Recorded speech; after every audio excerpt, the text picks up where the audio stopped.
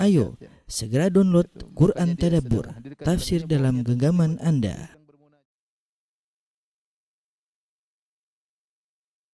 Bismillahirrahmanirrahim. Assalamualaikum warahmatullahi wabarakatuh. Alhamdulillahi ala ihsani wa syukru lahu ala taufiqihi wa amtinani. Asyhadu an la ilaha illallah wahdahu la syarika lahu ta'ziman li sya'nihi wa asyhadu anna Muhammadan abduhu wa rasuluhu da'ila ridwani. Allahumma salli alaihi wa ala alihi wa ashabihi wa ikhwani. Para jamaah Masjid Tarbiyah yang dirahmati Allah Subhanahu wa taala, kita melanjutkan bahasan kita tentang sirah nabawiyah.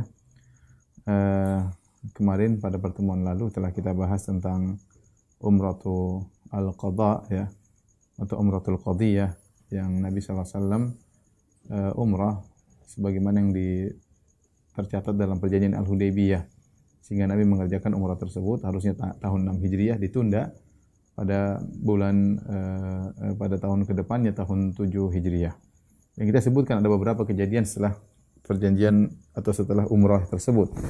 Di antara kejadian yang terjadi setelah umrah tersebut adalah menikahnya Nabi sallallahu alaihi wasallam dengan Maimunah bintul Harith radhiyallahu taala. Dan ini istri Nabi sallallahu alaihi wasallam yang terakhir yang Rasulullah SAW nikahi, yaitu istri Nabi yang ke-11. Yang kita tahu duanya sudah meninggal, yaitu Khadijah radhiyallahu anha dan Zainab bintu Khuzaimah, sehingga tinggal 9 orang istri Nabi sallallahu alaihi wasallam. Inilah istri Nabi yang ke-9. Maimunah bintul Harith, beliau adalah saudari kandung dari Ummul Fadl bintul Harith. Ummul Fadl adalah istrinya Al-Abbas bin Abdul Muttalib, mamanya Ibnu Abbas. Oleh karenanya Maimunah adalah Ibnu Abbas. Karena Ibnu Abbas, ibunya Ibnu Abbas yaitu Ummul Fadl, istrinya Al-Abbas bin Abdul Muttalib, saudara kandung dengan Maimunah. Demikian juga Maimunah bintul Harith adalah saudara kandung dari Lubabah As-Sughra, ibunya Khalid ibn Walid. Oleh karenanya Maimunah juga adalah bibinya Khalid ibn Walid. Demikian juga Maimunah memiliki saudara seibu, yaitu Asma dan Salma bintai Umais, yaitu Asma bintu Umais ya, yang merupakan istrinya Ja'far bin Abi Thalib ya, radhiyallahu taala anhu, yang kemudian Ja'far meninggal dinikahi oleh Abu Bakar, kemudian Abu Bakar meninggal dinikahi oleh Ali bin Abi Thalib. Jadi mereka inilah saudara-saudara yang saudari-saudari yang dipuji oleh Nabi sallallahu alaihi wasallam ya. Nabi sallallahu alaihi wasallam pernah bersabda, al-akhawat mu'minat, saudari-saudari yaitu saudari-saudari wanita yang merupakan wanita-wanita mukminah, yaitu Maimunah bintul Harith ya, Maimunah, kemudian Ummul Fadl dan Asma bintu Umais. Mereka ini 3 bersaudara. Adapun Maimunah dan Ummul Fadl saudara sekandung, adapun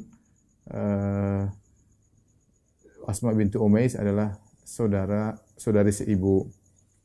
Nabi menikahinya setelah Nabi sallallahu alaihi wasallam selesai dari umratul qadha. Setelah selesai umratul qadha, Nabi sudah dalam kondisi halal, yaitu bukan dalam kondisi ihram. Karena kita tahu di antara larangan ihram adalah al-muhrim la yakhtib wa la yankih wa la yunkih. Seorang yang sedang ihram tidak boleh melamar, tidak boleh menikah untuk dirinya, dan tidak boleh menikahkan orang lain, tidak boleh jadi wali. Jadi seorang sedang ihram tidak boleh melamar, tidak boleh menikah, dan tidak boleh menikahkan orang lain. Adapun Nabi sallallahu alaihi wasallam ketika menikah dengan Maimunah sudah dalam kondisi halal, bukan dalam kondisi ihram. Berbeda dengan pendapat Ibnu Abbas radhiyallahu anhu, dan para ulama mengatakan di antara kesalahan Ibnu Abbas radhiyallahu anhu menyangka bahwasanya Nabi sallallahu alaihi wasallam menikahi Maimunah dalam kondisi muhrim, dalam kondisi ihram. Namun yang benar bahwasanya Nabi sudah bertahallul. Nabi sudah bertahallul baru kemudian menikah dengan Maimunah bintul Harith radhiyallahu taala anha ya. Maimunah di zaman jahiliyah dahulu menikah dengan seorang bernama Urwah bin Mas'ud Ats-Tsaqafi, yang dia orang terkenal ya, dan juga akhirnya masuk Islam ya. Urwah bin Mas'ud Ats-Tsaqafi orang hebat ya, tapi kemudian diceraikan ketika di zaman jahiliyah. Kemudian dia menikah dengan Abu Ruhum bin Abdul Uzza ketika sudah masuk Islam. Namun Abu Ruhum ini pun meninggal dunia. sehingga dia menjadi janda dan akhirnya dinikahi oleh Nabi sallallahu alaihi wasallam. Adapun Nabi sallallahu alaihi wasallam menikahinya di Saraf. Saraf adalah suatu tempat kalau seorang keluar dari Mekah menuju ke Madinah, dia akan melewati tempat tersebut, Wadi Saraf. Di situ ada kuburan Maimunah. Kuburan yang sampai sekarang masih ada. Kuburan Maimunah. Nabi menikahi Maimunah di Saraf dan dia meninggal juga di situ di Saraf, di tempat tersebut. Ya, dari jalan Mekah menuju kota Madinah tidak begitu jauh, beberapa mil, melewati tempat yang namanya Saraf. Disitulah ada lokasi kuburannya Maimunah. Disitulah Maimunah dulu dinikahi oleh Nabi sallallahu alaihi wasallam. Disitulah kuburan Maimunah radhiyallahu taala anha. Ikhwan akhwat yang rahmatillah subhanahu wa taala, ya. Tadi kita sebutkan di antara keistimewaan Maimunah, Rasulullah SAW memujinya dengan mengatakan al-akhawat mu'minat.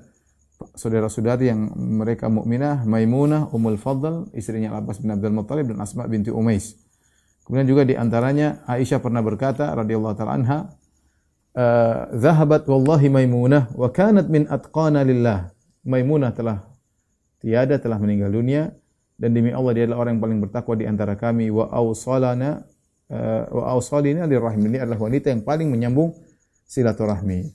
Beliau Maimunah wafat pada tahun 51 Hijriah di Saraf, ya, di tempat Nabi menikahinya, ya. Kemudian dikuburkan di sana. Ini di antara kejadian setelah Nabi meninggalkan kota Mekah dari Umratul Qadha. Di antara kejadian di awal tahun 8 Hijriah, ya, adalah wafatnya Zainab bintu Rasulullah sallallahu alaihi wasallam, ya. Zainab bintu Rasulullah sallallahu alaihi wasallam, ya.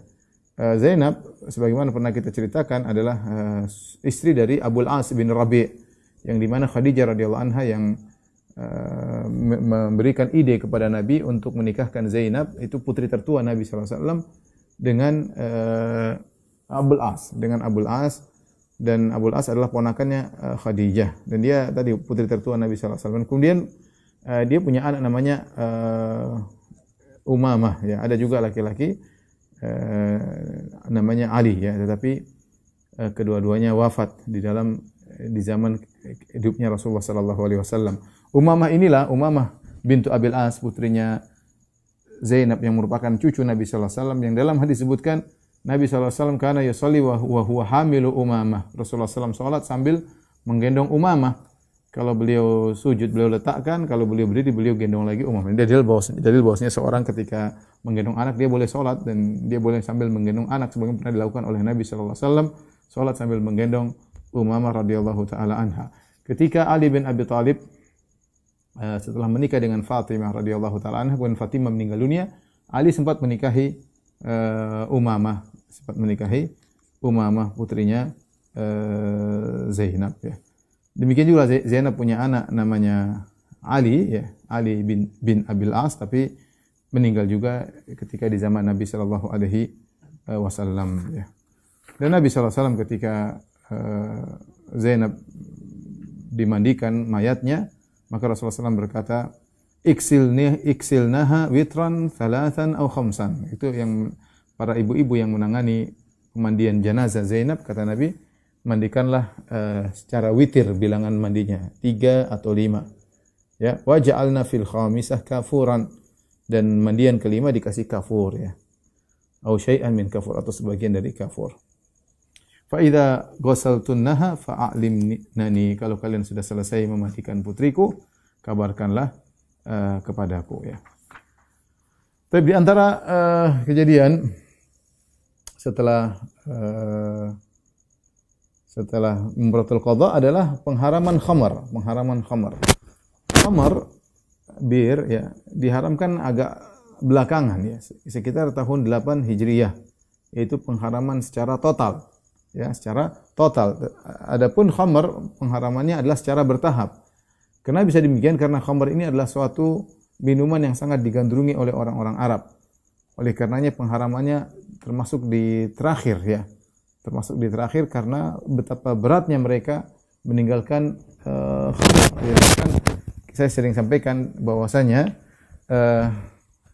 orang-orang Arab dahulu mereka membuat buku-buku yang disebut dengan syair-syair, disebut abiyat khamriyah, yaitu bait-bait syair yang berkaitan dengan khamar ya. Sampai mereka buat ayat-ayat khusus berkaitan dengan khamar karena mereka begitu mengandungi khamar. Mereka sebutkan tentang warna khamar tersebut, tentang cawannya, tentang bagaimana mereka minum khamar, sampai akhirnya mereka sebut bagaimana di antara mereka ada yang bangkrut gara-gara khamar. Kalau saya boleh katakan di zaman tersebut khamar adalah minuman tanda keberhasilan. Seorang kalau punya khamar berarti dia nyaman dan dia berhasil. Sehingga dan itu diminumi oleh para sahabat ya. Para sahabat dulu minum karena dulu halal. Dulu halal. Oleh karenanya pengharamannya tidak langsung secara tiba-tiba ya. Oleh karenanya Aisyah mengatakan ketika kami di Mekah seandainya turun ayat la tashrabul khamar atau la taznu, jangan minum khamar, jangan berzina, maka orang-orang tidak akan meninggalkan khamar dan tidak akan meninggalkan zina. Tapi ayat-ayat yang turun di Mekah pertama kali adalah tentang jannah wan nar, tentang akidah. Agar orang-orang akidahnya kokoh. Ketika sampai tahun 8 Hijriah baru diharamkan khamar, maka mudah bagi para sahabat untuk meninggalkan karena akidah mereka sudah kokoh. Ya. Adapun proses pengharaman khamar ada 4 marhalah. Marhalah pertama, Allah hanya menyebutkan tentang khamar dan Allah gandengkan dengan rizki yang baik. Seakan-akan khamar adalah lawan daripada rizki yang baik. Tapi tidak ada hanya sekedar isyarat, tidak ada pengharaman. Allah Subhanahu wa taala berfirman dalam surat An-Nahl ayat 67, "Wa min thamaratin nakhili wal a'nabi tattakhiduna minhu sakaran wa rizqan hasana." Kata Allah Subhanahu wa taala, dan di antara buah-buah dari pohon korma dan juga buah-buah dari pohon anggur, tattakhiduna minhu sakaran. Kalian menjadikan dari buah anggur dan buah korma tersebut sakaran, yaitu khamar, wa rizqan hasanan, dan juga kalian menjadikannya sebagai rizki yang baik. Di sini khamar tidak diharamkan, tapi Allah pertama kali sebutkan khamar dalam Al-Qur'an, Allah bandingkan dengan rizki yang baik. Seakan-akan khamar bukan termasuk dari rizki yang baik, tapi belum ada pengharaman. Cuma penyebutan secara isyarat. Ya tattakhiduna minhu aw min thamaratin nakhili wal a'nabi tattakhiduna minhu sakaran wa rizqan hasana. Buah-buah korma dan buah-buah anggur kalian ambil dari buah-buah tersebut, kalian jadikan bir dan kalian jadikan rizki yang baik ya. Tidak ada pengharaman terhadap khamar, tapi disebutkan seakan-akan dia adalah oposisi daripada rizki yang baik ya. Oposisi rizki yang baik, seakan-akan khamar haram tapi belum ada pengharaman, cuma isyarat saja. Ini pertama, marhalah pertama. Marhalah yang kedua ya, yaitu ketika orang-orang bertanya tentang khamar, mulai ada kegelisahan dari mereka. Ya karena khamar rupanya menimbulkan ini, menimbulkan ada problem-problem yang timbul gara-gara khamar. Maka mereka bertanya kepada Nabi sallallahu alaihi wasallam, "Yas'alunaka 'anil khamri wal maisir." Mereka bertanya kepada kau tentang hukum khamar dan perjudian. "Qul fihima itsmun kabiru wa manafi'u lin-nas." Katakanlah bahwasanya pada keduanya, perjudian dan khamar, ada dosa besar. Wa manafi'u lin-nas, meskipun ada manfaat-manfaat bagi manusia, wa itsmuhuma akbaru min naf'ihima, tetapi dosanya lebih besar daripada manfaatnya. Dosanya lebih besar daripada manfaatnya. Sebagian ulama seperti Ibnu Katsir dan yang lainnya menyebutkan tentang keutamaan khamar, yaitu dari sisi duniawi. Dari sisi duniawi, mungkin khamar membantu pencernaan, mungkin khamar menghangatkan badan, mungkin khamar membuat kelezatan, khamar membuat melupakan sebagian perkara-perkara yang menyedihkan ya. Ada manfaat-manfaat duniawi yang berkaitan dengan khamar. Manfaat tersebut banyak mungkin berkaitan dengan khamar, mungkin sebagian orang bisa jadikan khamar sebagai obat. Tetapi kata Allah, wa itsmuhuma akbaru min naf'ihima, bahwasanya dosanya lebih besar daripada manfaatnya. Artinya dosanya berkaitan dengan akhirat ya. Manfaat tersebut manfaat duniawi, tapi dosa berkaitan akhirat membuat orang lupa sehingga orang tidak ingat, kehilangan akalnya, sulit bagaimana beribadah kepada Allah, sementara tidak bisa orang gila beribadah. Ini marhalah kedua, belum juga ada pengharaman, masih ada perbandingan saja tentang manfaat khamar dengan kemudaratan khamar.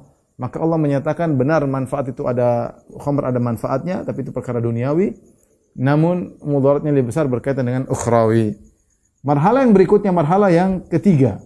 Sudah ada pengharaman khamar namun muakkad, itu temporal saja ya, hanya sekedar tempo tertentu, tidak seterusnya. Yaitu kapan? Tidak boleh seorang minum khamar kalau menjelang salat. Khawatir kalau mereka salat dalam kondisi mabuk, maka tidak tahu apa yang dibaca. Allah Subhanahu wa taala berfirman dalam surat An-Nisa, "Ya ayyuhalladzina amanu la taqrabus salata wa antum sukara hatta ta'lamu ma taqulun. Wahai orang yang beriman, janganlah kalian mendekati salat, ya, yaitu jangan salat sementara kalian dalam kondisi mabuk sampai kalian tahu apa yang kalian ucapkan. Jadi kalau orang minum khamar ba'da maghrib enggak boleh karena dia pasti mabuk. Isya nanti dia mabuk, enggak boleh. Minum khamar ba'da zuhur juga enggak boleh, dia pasti akan mabuk pada asar. Salat asar dia pasti mabuk. Tapi kalau minum khamar ba'da subuh, mungkin zuhur sudah sadar. Jadi kalau minum khamar ada pada subuh boleh minum khamar, atau pada isya minum khamar, subuh sudah sadar. Minum khamar pada subuh, zuhur sudah sadar. Adapun minum khamar pada zuhur, adapun minum khamar pada asar, adapun minum khamar pada maghrib tidak mungkin. Karena dia akan teler pada waktu salat berikutnya dan Allah larang. Adapun sebab turunnya ayat ini kenapa diharamkan khamar, ya. Ketika hendak salat di antaranya diriwayatkan Tirmizi, Abu Dawud dan Tahawi dalam Syarah Mushkilil Athar dengan sanad yang sahih dari Ali bin Abi Thalib. Ali bin Abi Thalib radhiyallahu anhu cerita, "Sana alana Abdurrahman bin Auf ta'aman." Satu hari Abdurrahman bin Auf membuatkan makanan bagi kami. Fada'ana fa'akalna. Kemudian dia undang kami makan. Jamuan. Kami pun datang, kami makan. Wasaqana minal khamar. Rupanya Abdurrahman bin Auf kasih minum sebagai bentuk penghormatan pada tamu, diminumkan khamar. Dulu khamar halal. Ini bentuk kemuliaan. Seorang meminumkan tamu dengan khamar bentuk pemuliaan di zaman tersebut. Maka Abdurrahman bin Auf nuangkan khamar buat tamu-tamunya, di antaranya Ali bin Abi Thalib. Fa akhadat fina, akhirnya kami kebanyakan minum mungkin sampai agak teler. Wa hadratis salat, dan tiba waktu salat. Faqaddamuni, maka mereka suruh aku jadi imam, kata Ali bin Abi Thalib. Aku pun jadi imam, maka aku baca qul ya ayyuhal kafirun, tapi bacanya salah-salah. Bacanya begini, qul ya ayyuhal kafirun la a'budu ma ta'budun, katakan wahai orang kafir, aku tidak menyembah apa yang kalian sembah. Wa nahnu na'budu ma ta'budun, dan kami sembah apa yang kalian sembah. Ali bin Abi Thalib baca wa nahnu na'budu ma ta'budun, kami sembah apa yang kalian sembah. Ya sudah enggak sadar ngomongnya setengah-setengah sampai mengucapkan ayat-ayat salah, kami menyembah apa yang kalian sembah. Maka Allah pun turunkan ayatnya, ya ayyuhalladzina amanu taqumus salata wa antum sukara hatta ta'lamu ma taqulun, wahai orang yang beriman, janganlah kalian mendekati salat atau jangan kalian salat sebentar kalian kondisi mabuk sampai kalian tahu apa yang kalian ucapkan. Oleh karena sempat di zaman Nabi sallallahu alaihi wasallam ada orang yang beri pengumuman idza uqimatis salat, ada orang yang berteriak beri pengumuman idza uqimatis salat fala yaqrabanna salata sakran. Kalau salat sudah ditegakkan maka tidak boleh ada yang salat dalam kondisi mabuk. Rasulullah SAW larang. Dan marhala yang terakhir, marhala yang keempat adalah marhala yang total diharamkan khamar secara total, ya, yaitu firman Allah Subhanahu wa taala Al-Maidah ayat 90, ya ayyuhalladzina amanu innamal khamru wal maisiru wal ansabu wal azlamu rijsum min amali syaitani fajtanibuhu la'allakum tuflihun. Innama yuridu syaitanu an yuqi'a bainakumul adawata wal baghdha'a fil khamri wal maisir wa yasuddakum an dzikrillah an dzikrillahi wa anis salat fahal antum muntahun. Ya, kata Allah Subhanahu wa taala, wahai orang yang beriman, sungguhnya bir, perjudian, berhala-berhala dan azlam untuk mengundi nasib, rijsun min amal syaitan, adalah najis dari perbuatan syaitan. Fajtanibu la'allakum tuflihun, tinggalkan itu semua kalian beruntung. Ketika turun ayat ini, para sahabat langsung buang khamar dari mereka. Ada yang dari mulutnya dia tumpahkan, ada yang mau dituangkan dibuang semuanya, bahkan ditumpahkan di jalan-jalan, karena Allah mengatakan fajtanibuhu, jauhilah diri kalian daripada khamar, ya, daripada disuruh menjauhi khamar. Dan para sahabat segera menjalankan perintah Nabi sallallahu alaihi wasallam. Di antara yang diriwayatkan oleh Syaikhan, yaitu dari Bukhari dan Muslim dalam sahih mereka, dari Anas bin Malik radhiyallahu anhu. Kata Anas, kuntu saqil qaum yauma hurrimatil khamar. Anas, kita tahu Anas ibunya namanya Ummu Sulaim. Ummu Sulaim ketika ayahnya Anas meninggal, dia menikah dengan Abu Talha. Jadi Anas bapak angkatnya Abu Talha. Kebetulan ada tamu-tamu datang ke rumah Abu Talha, ke rumah bapak angkatnya. Dan Anas bin Malik masih kecil dan dia adalah pelayan yang menuangkan khamar kepada tamu-tamu. Jadi kita katakan tadi khamar adalah minuman yang untuk dihidangkan untuk memuliakan tamu. Ada tamu datang kasih khamar, berarti kita memuliakan tamu. Maka aku bagian menuangkan khamar kepada tamu-tamu pada waktu itu. Wa kana Abu Talha qad ijtama'a ilaihi ba'du ashabi. Abu Talha waktu lagi kumpul sama teman-temannya. Putus suaranya.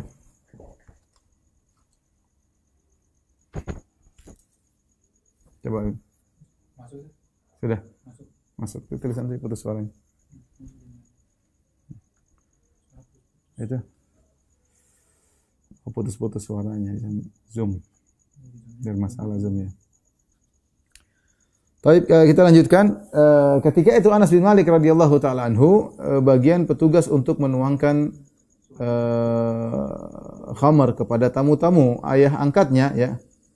Maka kemudian ada seorang datang dia mengatakan ala innal khamra qad hurrimat. Ketahuilah bahwasanya khamar diharamkan ya. Iya. Ini mohon maaf kepada kawan-kawan di Zoom. Memang beberapa hari ini Zoom delay melulu ya, nggak tahu kenapa ya. Mohon maaf ya. Mungkin kalau tidak bisa lihat di Zoom, bisa lihat di YouTube ya. Bisa berpindah ke YouTube, qadarullah ya. Beberapa kali ini Zoom bermasalah ya. Dikasih tahu aja di situ. Baik, kita lanjutkan. Faja'a rajulun faqala, ada seorang datang dan berkata, ala innal khamra qad hurrimat. Ketahuilah bahwasanya khamar telah diharamkan. Maka Abu Talha berkata, ukhruj fanzur, wahai Anas, coba keluar lihat. Maka aku pun keluar, aku pun melihat di luar rumah. Fasami'tu munadiyan yunadi. Tahu-tahu ada orang yang berteriak memberi pengumuman, ala innal khamra qad hurrimat. Ketahuilah bahwasanya khamar telah diharamkan. Maka aku pun mengabarkan kepada Abu Talha, qala idhhab fa ahrikha. Pergilah engkau dan tuangkan khamar tersebut, tumpahkan di jalan. Faji'tu fa ahraqtuha. Aku pun segera nuangkan khamar di jalan. Dalam riwayat yang lain, Anas berkata, para sahabat tidak berkata, mata au hatta nanzur. Mereka tidak mengatakan kapan diharamkan. Coba kita lihat dulu. Mereka langsung bilang buang itu khamar semuanya. Buang itu khamar semuanya. Menunjukkan para sahabat ketika dikasih tahu tentang khamar haram, mereka langsung membuangnya. Ada yang di mulutnya langsung dituang, dimuntahkan ya.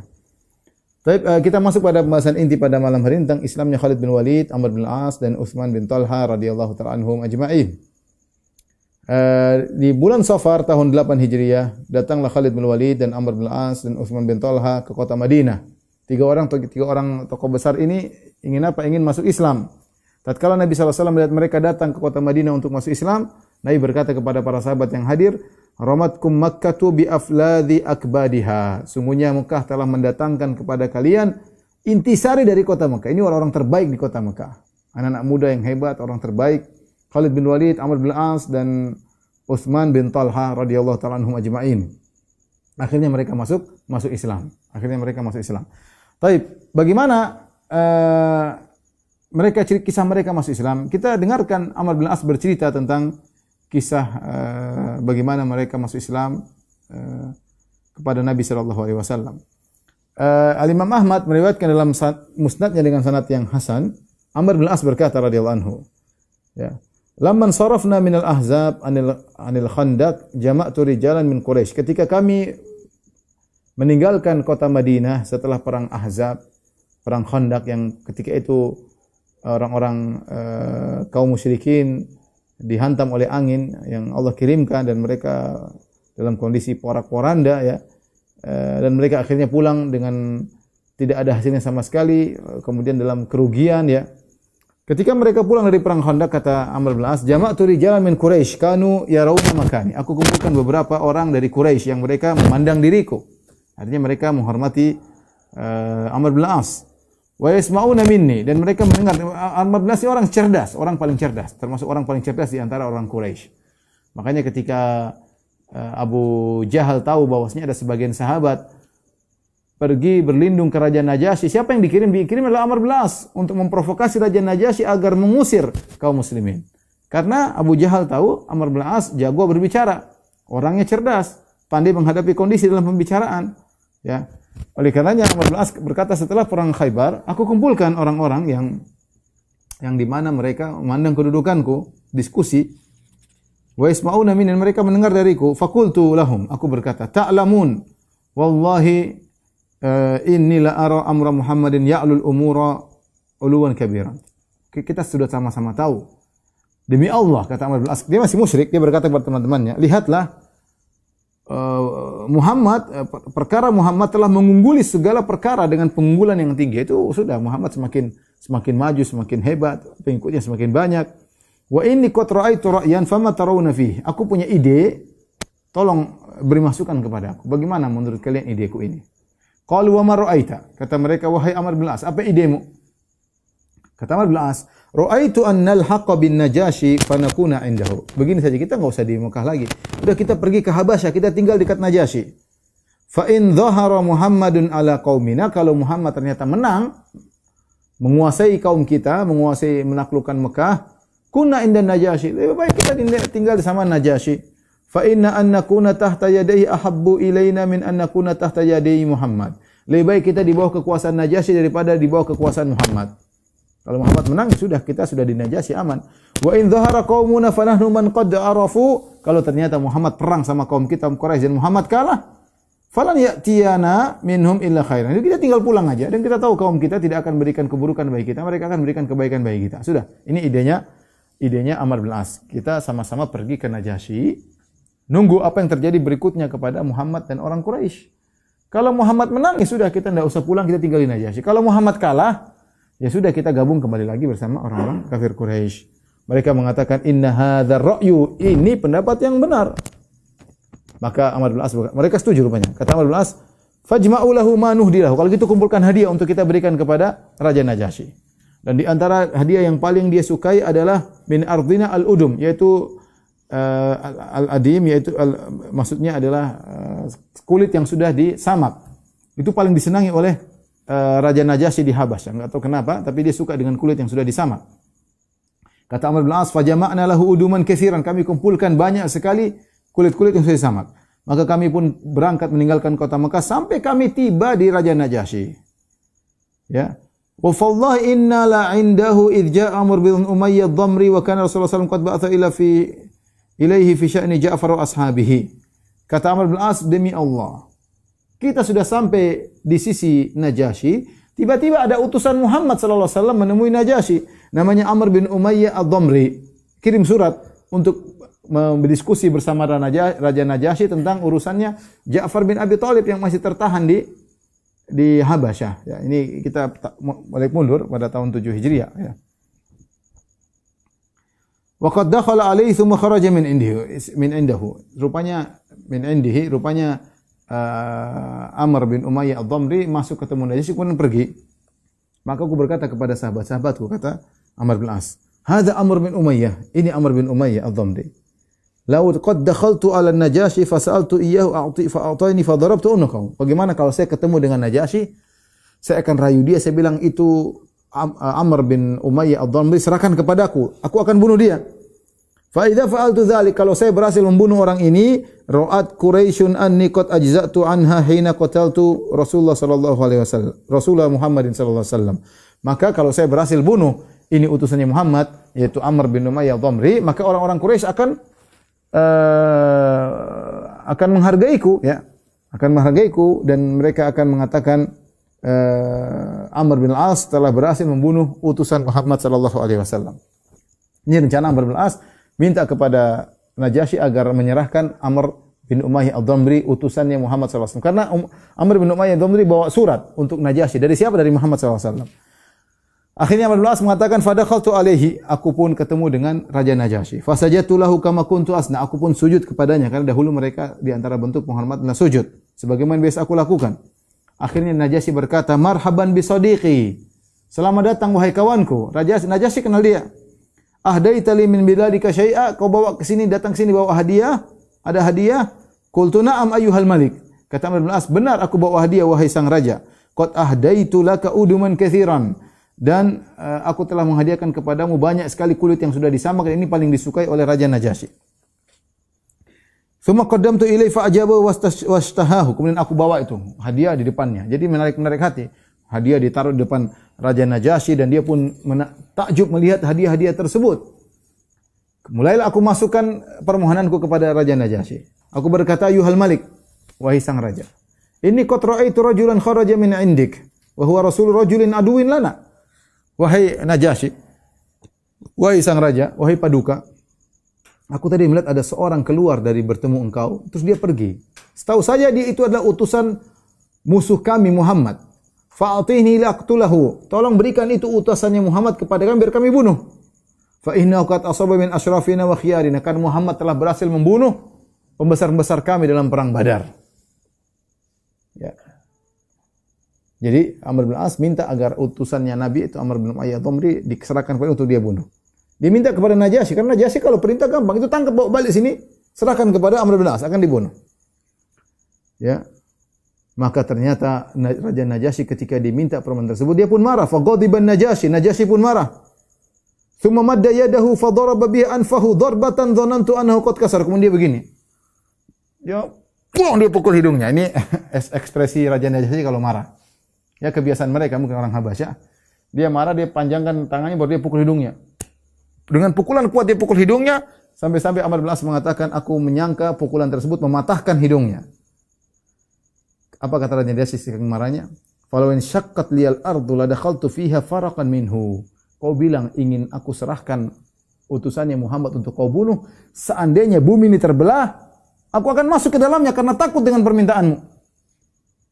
Raja Najasyi serius sampai dia memukul hidungnya, dia berkata, "Kalau bumi terbelah depan saya segera masuk. Saya takut permintaanmu tersebut mengerikan." Maka aku heran, kata Amr bin As, "Ayuhal Malik, wallahi law dhanantu annaka takrahu hadha ma sa'altukahu." Demi Allah wahai sang raja, kalau saya tahu kau tidak suka aku mohon permohonan ini untuk menyerahkan utusan Muhammad untuk aku bunuh, kau tidak suka, tentu aku tidak akan mohon kepadamu. Raja Najasyi berkata, "Atas'aluni an u'tiyaka rasula rajulin ya'tihi namusul akbar." Apakah kau minta kepadaku untuk menyerahkan kepadamu utusannya seorang lelaki yang telah didatangi oleh Jibril? Alladzi kana ya'ti Musa litaqtulahu. Itu Muhammad pernah didatangi oleh Jibril, yang Jibril pernah datang kepada Musa. Terus kau minta utusan Muhammad untuk kau bunuh dia? Artinya ini enggak benar ini. Amr benar-benar marah. Najasyi. Gimana kau mau bunuh utusan Muhammad? Muhammad itu didatangi oleh Jibril. Sebagaimana Jibril pernah datang kepada Nabi Musa. Faqala Amr bin As kaget mendengar pertanyaan Najasyi. "Ayuhal Malik, akadzaka huwa?" Wahai raja, benarkah Muhammad begitu? Qala waihaka ya Amr, celaka engkau Amr bin As. Ati'ni watba'hu, sudah kau turut saja sama saya dan ikuti dia. Taat kepada aku, ikuti dia, ikut Muhammad. Fa innahu wallahi la 'alal haqq, ketahuilah wahai Amr bin As, sungguhnya Muhammad itu di atas kebenaran. Wala yadhharanna man 'ala man khalafahu, dan dia akan unggul kepada dari mengalahkan orang-orang yang menyelisihinya. Kama dhahara Musa ala Fir'aun wa junudi, sebagaimana Musa berhasil unggul mengalahkan Fir'aun dan bala tentaranya. Amr berkata, "Fabayyi'ni lahu 'alal Islam." Kalau gitu baiatkanlah kepada diriku ya di atas Islam. Qala na'am. Fabasata yadahu fabayatuhu 'alal Islam. Tsumma kharajtu ila ashabi. Itu Amr bin As bersama Najasyi saja. Maka Najasyi pun membentangkan tangannya, kata Amr, saya masuk Islam. Dia masuk Islam lewat Najasyi. Tsumma kharajtu ila ashabi, kemudian aku pun keluar ketemu dengan teman-temanku. Wa qad hala ra'yi amma kana alaihi wa katamtu ashabi islami. Ya, maka berubah pendapatku ya. Dan aku sembunyikan Islamku kepada teman-temanku. Kemudian aku segera pergi pulang meninggalkan negeri Habasyah dan aku segera pergi menuju Rasulullah sallallahu alaihi wasallam untuk masuk Islam. Ketika aku berjalan menuju Madinah untuk masuk Islam, aku bertemu dengan Khalid bin Walid. Dan itu terjadi sebelum menjelang Fatu Makkah tahun 8 Hijriah. Sementara Nabi sedang ingin berjalan menuju ke kota Makkah. Faqultu aina ya Aba Sulaiman? Hendak kemana kau pergi wahai Abu Sulaiman, wahai Khalid bin Walid? Wallahi laqad istaqamal min samu, ya. Kata Khalid bin Walid, perkaranya sudah jelas. Wa innar rajula la nabi. In laki-laki ini Muhammad benar-benar nabi. Adhabu wallahi uslim. Aku ingin pergi menemui laki-laki ini untuk masuk Islam. Fahatta mata. Sampai kapan kita begini terus wahai Amr bin As? Amr bin As akhirnya buka kartu, dia berkata, "Wallahi ma ji'tu ila Islam." Aku pergi menuju dia untuk masuk Islam. Maka kami pun berjalan bersama, aku dan Amr bin As dan Khalid bin Walid, ya, kami kemudian menemui Nabi sallallahu alaihi wasallam dan kami membaiat Nabi sallallahu alaihi wasallam. Faqultu, Amr bin As berkata, "Ya Rasulullah, inni ubayyuka ala an taghfira lima taqaddama min dhanbi." Ya Rasulullah, aku punya syarat Aku baiat engkau dengan syarat engkau ampuni dosa-dosaku yang telah lalu. Dan Amr sadar betul dia dosanya banyak. Dia sadar betul dosanya banyak. Bikin banyak permasalahan, bikin banyak perkara, selalu provokasi untuk menjatuhkan Muhammad dan teman-temannya. Maka dia beri syarat, ya Rasulullah, saya baiat engkau tapi syaratnya kau maafkan dosa-dosaku, kesalahan-kesalahanku padamu. Maka Rasulullah SAW, ya Amr, baiat. Wahai Amr, baiatlah kepadaku.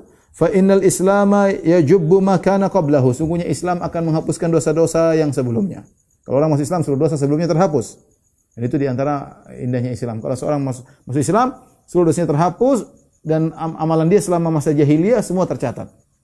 Misalnya ada orang kafir, di zaman dia masa jahiliyah dulu masih musyrik, ternyata berbakti sama orang tua, kemudian bersedekah kepada tetangga, memperhatikan fakir miskin, anak yatim.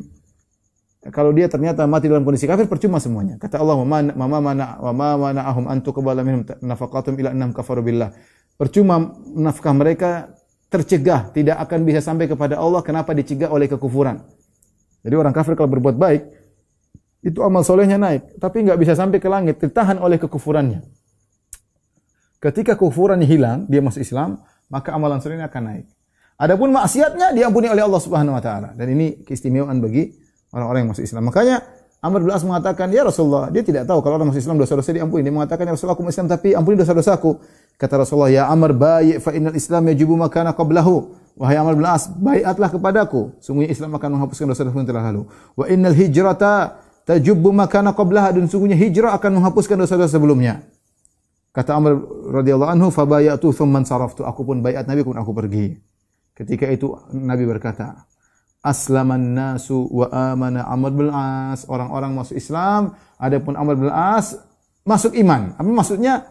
Nabi kata sebagian ulama bahwasanya banyak orang ketika setelah Fatu Makkah banyak orang masuk Islam awalnya karena ketakutan. Amr bin As dia masuk Islam bukan karena ketakutan, memang dia ingin masuk Islam. Setelah dia kaget pembicaraan Najasyi, kemudian dia merenungkan apa yang direnungkan, dia masuk Islam dengan sendirinya, bukan karena takut, bukan karena apa, tapi dia masuk Islam karena memang dia ingin masuk Islam. Di situlah maka Nabi mengatakan aslaman nas wa amana Amr bin As. Kita tahu Islam dan iman lebih tinggi iman. Kata Nabi, orang-orang masuk Islam, Amr masuk iman. Itu Amr lebih hebat daripada manusia pada umumnya.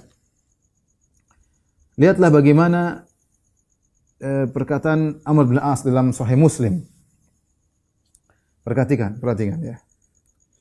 Qala ma kana ahadun ahabba ilayya min Rasulillah. Tidak ada seorang pun yang lebih aku cintai daripada Rasulullah. Wala ajalla fi aini minhu. Tidak ada seorang pun yang paling agung di depan mataku seperti Rasulullah sallallahu alaihi wasallam. Wa ma kuntu utiqu an amla'a aini minhu ijlalan lahu. Aku tidak mampu melihat Nabi lama-lama. Amr bin As ingin senang melihat wajah Nabi, tapi tidak mampu. Kenapa? Karena aku begitu mengagungkan Nabi. Setiap aku melihatnya aku menunduk. Ya, aku melihatnya aku menunduk. Aku tidak mampu memuaskan mataku untuk melihat wajah Nabi sallallahu alaihi wasallam. Walau su'iltu an asifahu ma ataqtu. Kalau kalian minta aku untuk mensifati wajah Nabi, aku tidak mampu. Li'anni lam akun amla'u aini minhu. Karena aku tidak pernah memenuhi pandanganku untuk melihat Nabi secara puas. Kenapa? Karena Amr bin As begitu mengagungkan Nabi. Sehingga kalau melihat Nabi, dia karismatik Nabi luar biasa, dia pun tunduk. Ya. Ketika Amr bin As masuk Islam, Nabi SAW mendekatinya, membuat dia yuqarribu ya Rasulullah SAW, mendekatinya Rasulullah SAW, membuat dia nyaman. Ya, Rasulullah tahu bagaimana kecerdasannya, bagaimana keberaniannya. Ya, dan dia adalah orang yang paling hebat. Ya, kana min rijali Quraisyin ra'yan wa dahaan wa hazman wa kafa'ah. Kafa'ah semuanya hebat. Dia orang canggih, cerdas, berani, pandai dalam berperang. Ya, termasuk pokoknya orang hebat lah ya.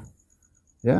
Makanya disebut kalau bilang tentang kecerdasan orang Arab dibilang seperti Amr bin As, saking hebatnya dia. Otaknya cerdas.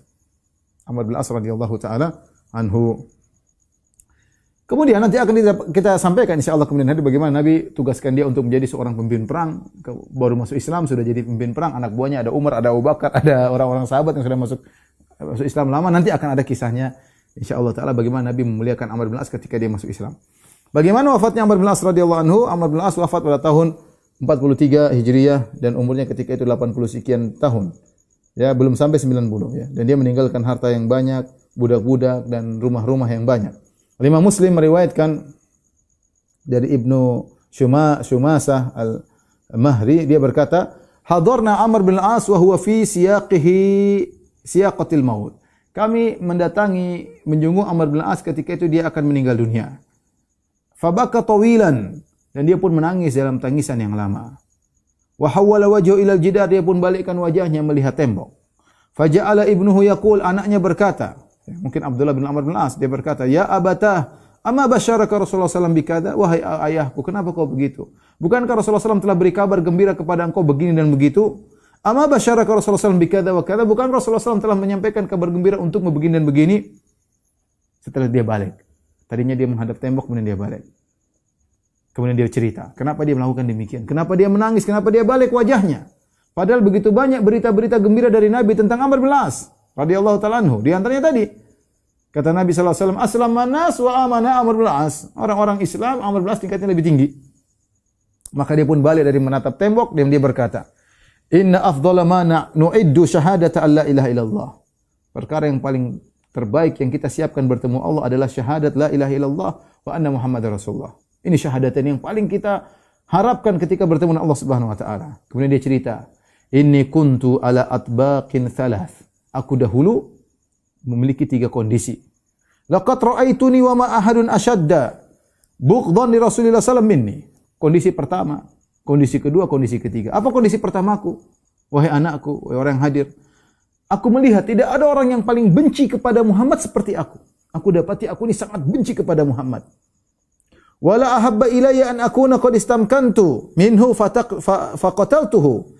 Tahu cita-citaku ketika itu, yang paling aku angan-angankan impianku yaitu aku bisa membunuh Muhammad. Dapat kesempatan aku bunuh dia, itu cita-citaku yang paling aku cintai dalam kehidupanku ketika itu. Falau mittu ala tilkal hal lakuntu min ahlin nar. Seandainya ketika itu aku mati, jelas aku penghuni neraka jahanam. Ini kondisi pertama. Falamma ja'ala Allahu al-Islam fi qalbi, ketika Allah memasukkan Islam dalam hatiku. Ataitu Nabi sallallahu alaihi wasallam, aku datang kepada Nabi, faqultu, aku berkata, "Ubsut yaminaka fala ubayi'uka." Ya Rasulullah, bentangkan tanganmu, aku akan bait engkau. Fabasata yaminahu, maka Nabi pun membentangkan tangan kanannya. Qala faqabattu yadi, aku pun tarik tanganku, aku tidak jadi membaiat Nabi, aku tarik tanganku. Faqala malaka ya Amr, kata Nabi, kenapa engkau, ada apa gerangan dengan engkau, hai Amr, kenapa kau tidak membaiatku?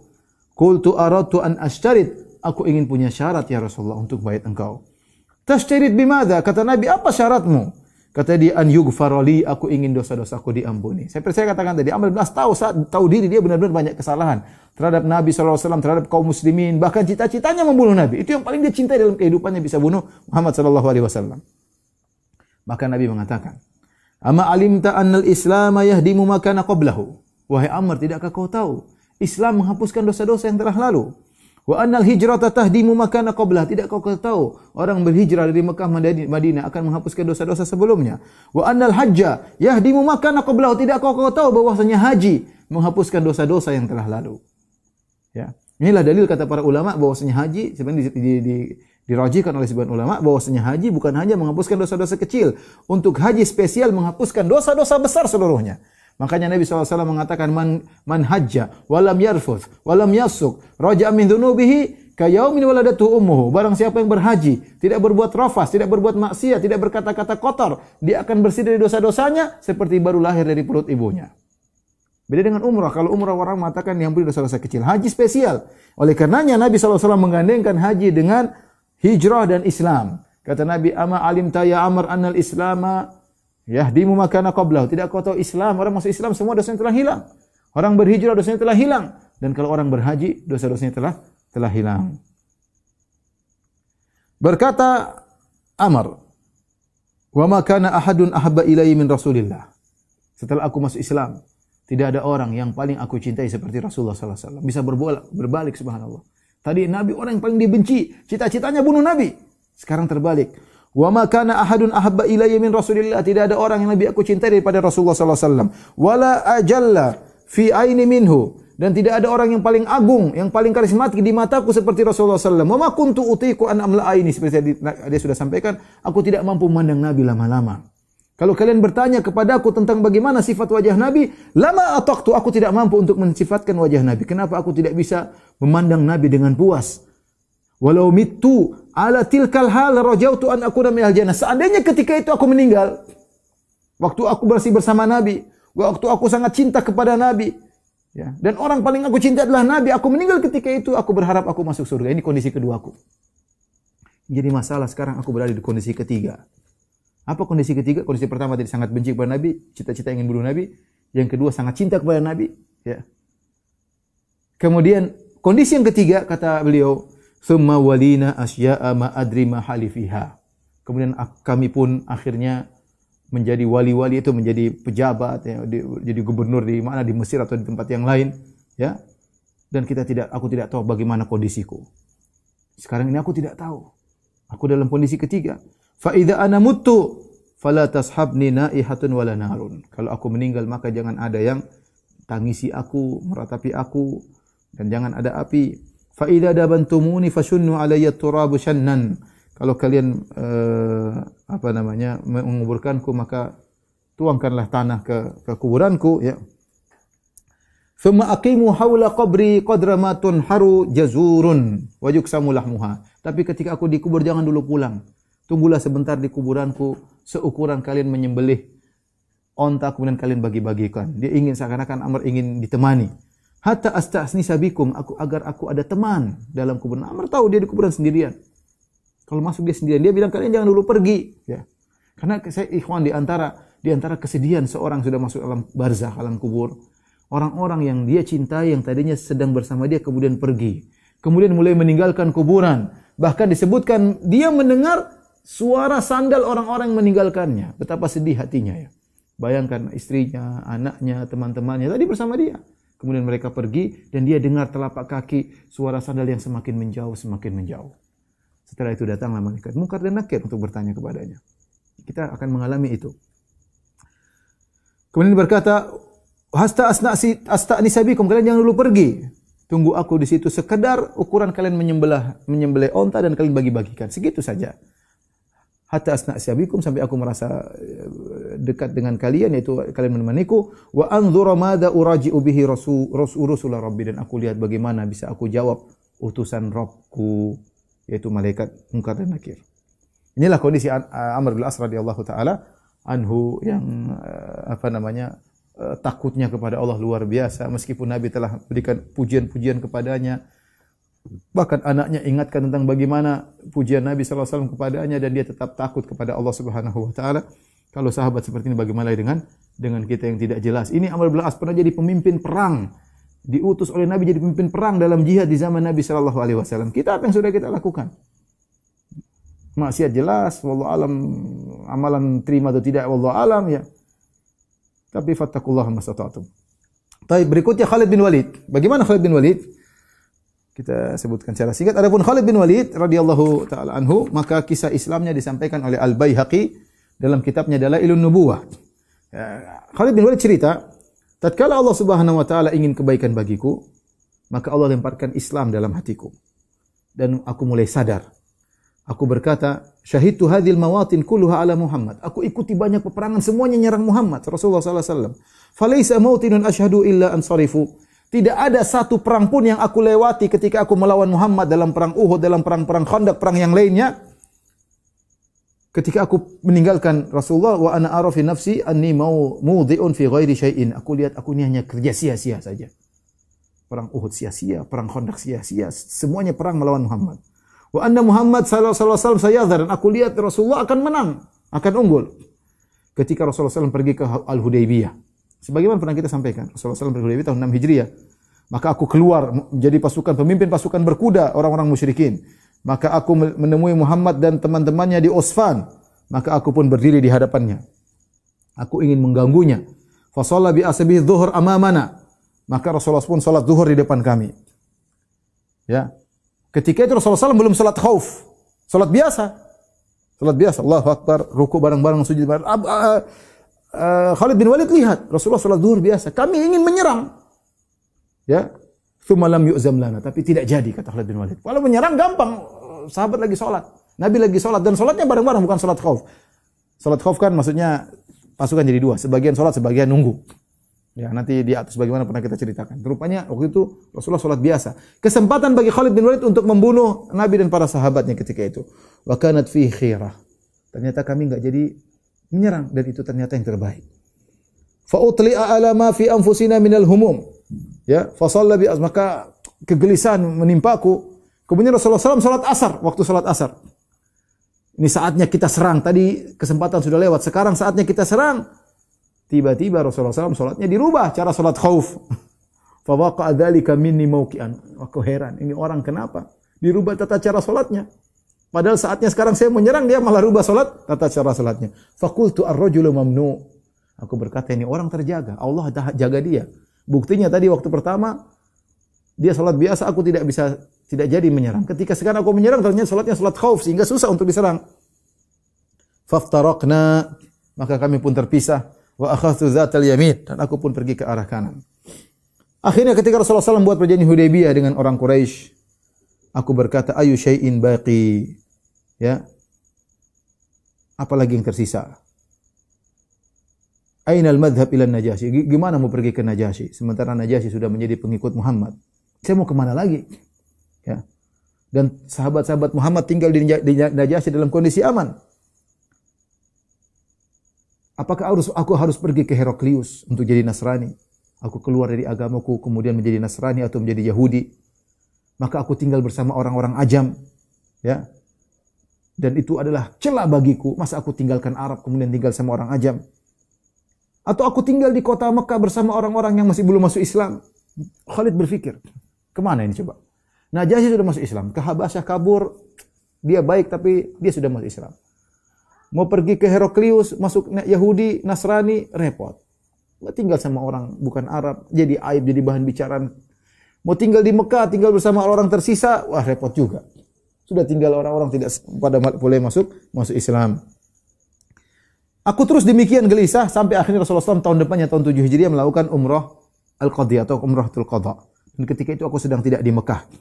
Ya, aku tidak tahu. Dan saudaraku Al-Walid Ibnul Walid, saudaraku Al-Walid sudah masuk Islam. Dan dia ikut umrah qadha bersama Nabi sallallahu alaihi wasallam. Maka dia pun cari aku, saudaraku cari aku, mana Khalid? Dan dia tidak mendapatiku. Akhirnya dia tulis suatu surat kepadaku. Apa isinya? Bismillahirrahmanirrahim. Saudaranya Walid bin Walid kirim surat kepada Khalid bin Walid. Bismillahirrahmanirrahim. Segala dengan nama Allah yang Maha Pengasih lagi Maha Penyayang. Amma ba'du. Kemudian daripada itu. Fa inni lam ara a'jaba min dhahabi ra'yika anil Islam wa aqluka aqlak. Tidak ada perkara yang lebih menakjubkan dariku. Bagaimana kau tidak bisa melihat Islam? Bagaimana akalmu menahanmu? Harusnya kau tahu Islam itu yang terbaik. Mislu Islam ya jahalu ahad. Indahnya Islam ini ada yang tidak tahu. Semua orang tahu, apalagi seperti engkau, wahai Khalid. Cerdas engkau masa tidak mengerti tentang Islam. Rasulullah SAW telah bertanya kepadaku tentang dirimu. Lihat, adiknya atau kakaknya tulis dengan indah. Rasulullah bertanya kepadaku tentang kamu. Faqala aina Khalid? Rasulullah bertanya, mana Khalid? Faqultu ya'tillahu bihi. Aku berkata, ya Rasulullah, Allah akan datangkan dia masuk Islam untukmu. Faqala ma mithluhu yajhul Islam. Orang seperti dia tidak mungkin enggak ngerti tentang Islam. Walau kana ja'ala nikayatu wa jiddahu al-muslimin 'ala al-musyrikin kana khairan lahu. Seandainya dia masuk Islam dan dia menjadikan kepiawaian dia dalam bertempur untuk membela Islam lawan musyrikin. Nabi sebutkan kehebatannya, Nabi sebut namanya, Nabi sebut kehebatannya, Nabi berharap dia masuk Islam, isyarat Nabi akan menjadikan dia sebagai seorang pemimpin. Maka Al-Walid saudaranya nulis ini kepada Khalid bin Walid. Walau qaddamnahu ala ghairi, kalau dia masuk Islam, kami akan mendahulukan dia daripada yang lainnya. Kemudian setelah dia menukil perkataan Nabi, kata saudaranya Al-Walid, fastadrik ya akhi ma qad fataka. Ayo ya saudaraku, ya, perbaiki apa yang telah lewat darimu. Wa qad fatatka mawatinu salihah. Sungguh kau telah luput dari kondisi-kondisi yang luar biasa, yaitu perang dan yang lainnya. Karena Allah kan luar biasa. Maka Khalid berkata, ketika datang tulisan saudaraku tersebut, aku semangat untuk keluar dan aku semakin semangat untuk masuk Islam. Ya, aku semakin semangat untuk masuk Islam. Kemudian dia berkata, ya, ketika aku semangat, aku berjalan menuju kota Madinah. Ya, aku bertanya, man usahibu ila Muhammad? Siapa yang menjadi temanku untuk pergi masuk Islam ke Muhammad? Aku ketemu dengan Sofwan bin Umayyah. Siapa Sofwan bin Umayyah? Sofwan bin Umayyah adalah anaknya Umayyah bin Khalaf. Majikannya Bilal yang terbunuh ketika di perang Badar. Faqultu lahu ya Aba Wahab, wahai Abu Wahbin, ama tara ma nahnu fihi wa qad dhahara Muhammad alal Arab wal Ajam? Tidakkah kau lihat kondisi kita sementara Muhammad sudah unggul? Bagaimana kalau kita datang kepada Muhammad dan kita masuk Islam? Sungguhnya kemuliaan Muhammad adalah kemuliaan bagi kita. Kita sama-sama Quraisy. Kalau dia masuk Islam, kalau dia menang kita juga mulia. Maka dia menolak. Sufyan bin Umayyah tidak masuk Islam. Nanti dia masuk Islam, tapi itu dia menolak. Dia berkata, "Laulam yabqa ghairi mattaba'tuhu abadan." Kalau semua orang satu dunia sudah masuk Islam, tinggal saya yang belum, saya tidak akan ikut dia. Faftaraqna, kami pun terpisah. Aku berkata, ini laki-laki ini wajar bapaknya, saudaranya dibunuh dalam perang Badar, maka dia jengkel. Kemudian aku bertemu lagi dengan Ikrimah bin Abi Jahal, putranya Abu Jahal.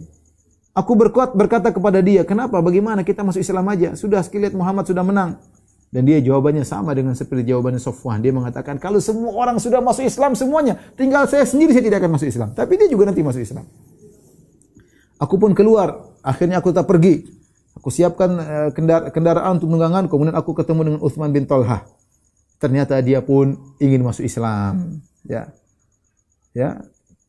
Nah, aku cerita tadi ketemu dengan Safwan bin Umayyah, ketemu Ukrimah bin Abi Jahal, mereka menolak. Adapun Utsman bin Talha dia mengatakan aku masuk Islam. Kemudian kami pun berjanji untuk berangkat bareng ketika besoknya ya, setelah sebelum kami bertemu di waktu sahur, kemudian kami berangkat ya. Berangkat. Ketika yang berangkat menuju Madinah, kami ketemu dengan Amr bin As. Ternyata Amr bin As berkata, "Marhaban bil qaum." Selamat datang wahai kaum. Kemana kalian hendak pergi? Apa yang buat kalian pergi? Kami berkata, ma akhrajana illa dukhul fil Islam wa tiba'u Muhammad. Kami tidak keluar kecuali untuk masuk Islam dan mengikuti Nabi Muhammad. Kata Amr, wa dzakal ladzi aqdamani. Itu juga yang buat aku pergi ke sana. Akhirnya kami pun jalan bertiga menuju kepada Nabi sallallahu alaihi wasallam, ya. Maka Rasulullah SAW dikabarkan tentang kedatangan kami, maka beliau pun sangat gembira. Maka dia pakai baju yang indah untuk menjamu kami. Falabis aku pun pakai baju yang indah. Kemudian amitu ila Rasulullah sallallahu alaihi wasallam falaqiyani akhi. Aku pun pakai baju yang bagus menuju Nabi sallallahu alaihi wasallam dan aku bertemu dengan saudaraku Walid bin Walid berkata, "Asri, segera menuju ke Rasulullah. Sungguhnya Rasulullah sallallahu telah dikabarkan tentangmu dan dia sangat bergembira dengan kedatanganmu dan dia sedang menantikan kalian." Maka kami pun segera berjalan, ya. Kemudian ketika kami berjalan menuju Nabi sallallahu alaihi wasallam lihat kami dari jauh, yabtasim, Rasulullah SAW tersenyum sampai kami datang menuju Nabi sallallahu alaihi wasallam hatta waqaftu alaihi, subhanallah. Dari jauh Nabi sudah senyum melihat mereka bertiga sampai aku pun berdiri depan Nabi sallallahu alaihi wasallam, fa salamtu alaihi bin nubuwah. Aku mengatakan assalamu alayka ayyuhan nabi. Baru pertama Khalid mengatakan ayyuhan nabi. Assalamu alayka ayyuhan nabi. Faradda alayya salam. Maka kemudian Rasulullah menjawab salam dengan wajah tersenyum. Aku berkata, inni asyhadu an la ilaha illallah wa annaka rasulullah. Aku bersaksi bahwasanya engkau adalah tidak sembahyang yang berhak disembah kecuali engkau. Ya Allah, tidak ada yang berhak disembah, tidak ada Tuhan selain Allah yang berhak disembah kecuali Allah, dan engkau adalah utusan Allah, Rasulullah sallallahu alaihi wasallam. Kemudian Rasulullah berkata, alhamdulilladzi hadaka. Segala puji bagi Allah telah beri petunjuk kepadamu. Qad kuntu aralaka aklan rajautu alla yuslimaka illa ila khair. Aku sudah pernah lihat wahai Khalid engkau orang yang cerdas. Dan aku yakin kecerdasanmu akan mengantarkan engkau kepada kebaikan. Aku berkata, wahai Rasulullah, ya, engkau sudah melihat bagaimana dulu aku menghadiri perang-perang sebelumnya. Aku menyerangmu, aku melawanmu, aku menentang menentang kebenaran, aku membela kebatilan. Fadu'ullaha yaghfiraha li. Aku mohon agar engkau doakan Allah, berdoa kepada Allah agar mengampuni dosa-dosaku. Maka Rasulullah berkata, al-Islamu yajubu ma kana qablahu. Sungguhnya Islam menghapuskan dosa-dosa sebelumnya. Allahumma ighfir li Khalid bin Walid kullama awda'a fihi min saddin an sabilik. Nabi berdoa, ya Allah ampunilah Khalid bin Walid atas seluruh dosa-dosa yang telah dia lakukan sebelumnya untuk menghalangi manusia dari jalanmu. Ya Allah ampunilah Khalid bin Walid. Tapi demikian saja ikhwan dan akhwat yang dirahmati Allah Subhanahu wa taala apa yang saya sampaikan. Wallahu alam bisawab. Mungkin sampai sini saja kajian kita, kurang lebih saya mohon maaf. Insyaallah kita ketemu di pekan depan. Wabillahi taufiq wal hidayah. Assalamualaikum warahmatullahi wabarakatuh. Subhanallahi bihamdihi asyhadu an la ilaha illa anta